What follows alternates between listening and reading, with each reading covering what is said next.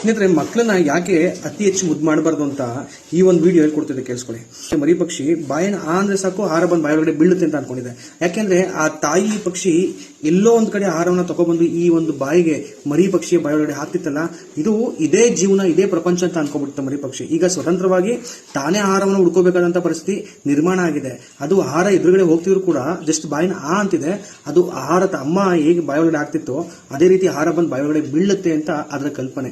ಇದರಿಂದ ನಾವು ಕಲಿಬೇಕಾದಂತ ವಿಷಯ ಏನಂದ್ರೆ, ನಮ್ಮ ಮಕ್ಕಳಿಗೆ ಜಾಸ್ತಿ ಕಂಫರ್ಟಬಲ್ ಮಾಡ್ಕೊಳ್ಳಿಕ್ಕೆ ಹೋಗ್ಬಾರ್ದು ಜೀವನದಲ್ಲಿ. ಪ್ರಪಂಚದ ಜ್ಞಾನ ತುಂಬಾ ಕಡಿಮೆ ಆಗ್ತದೆ.